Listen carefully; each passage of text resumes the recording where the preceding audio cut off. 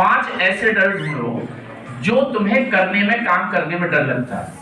जैसे बहुत सारे लोग होंगे यहाँ, उन्हें अंधेरे में जाने से डर लगता होगा, नहीं लगता।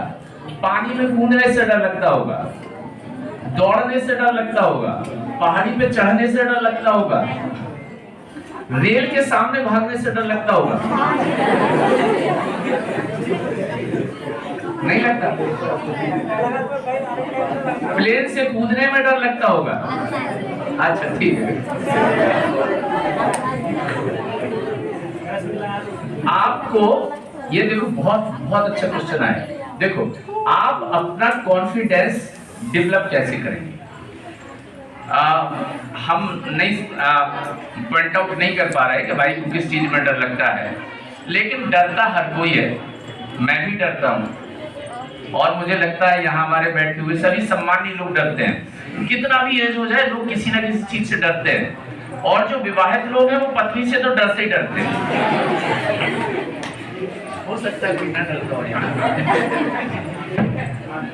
तो आप अपने 5 डर चुनिए, लिख लीजिए।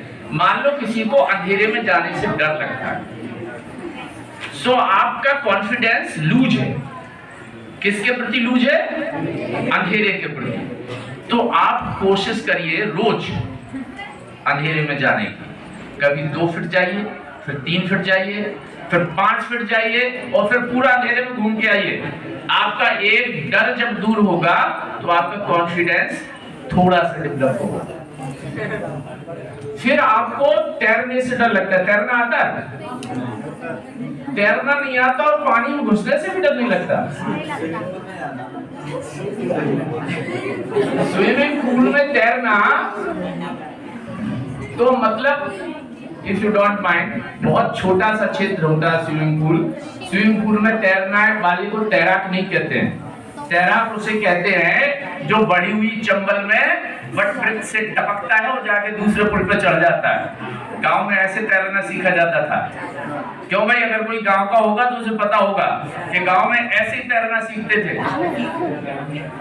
तो आपको पानी में उतरने से डर लगेगा, स्विमिंग पूल अगर आप छोड़ दो, या ऐसे और आप 5 डर निकालिएगा, और उन डरों पे शुरू में आप जो है विजय प्राप्त करने की कोशिश करिए। एक डर पे जब आप विजय करेंगे तो आपका कॉन्फिडेंस 1 इंच बढ़ेगा। फिर दूसरे डर पे विजय करिएगा, ऐसे धीरे धीरे। देखो तुम, अच्छा एक बात बताओ, बिल्कुल सही अब बताओगे तुम, तुम्हें मंच पे बोलने में डर लगता है? आ जाओ।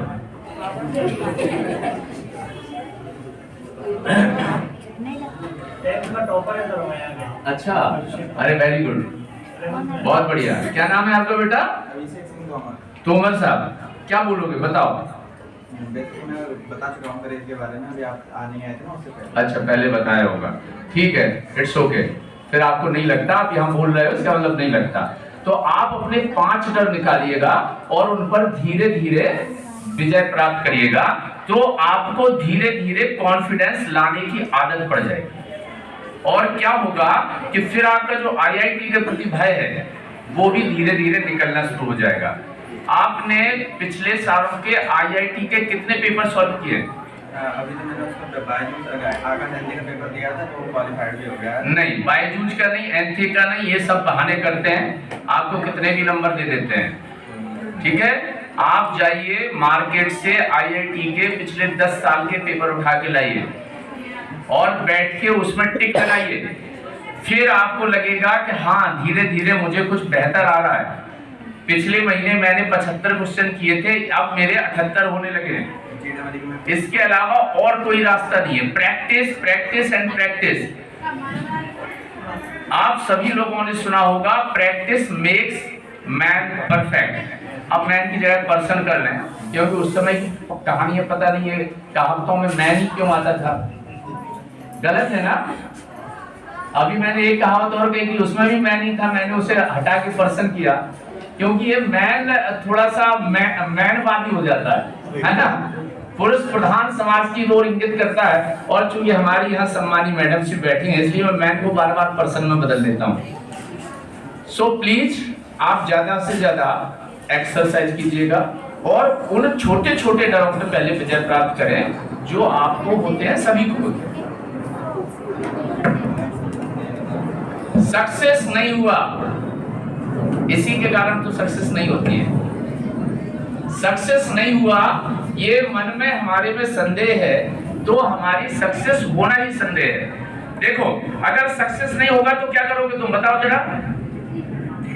सक्सेस नहीं हुआ तो ये डर रहता है कि घर वालों की अभी आप ये बताओ, अगर आप सक्सेस नहीं हुए, आईआईटी आपने क्वालिफाई नहीं किया, तो क्या करेंगे? तो भाई जो मेरे पास एबिलिटी होंगी उसी के हिसाब से या फिर तो मैं टीचिंग करूंगा केमिस्ट्री की, या फिर मतलब टीचिंग लाइन में। अपने सारे रास्ते बंद कर दो,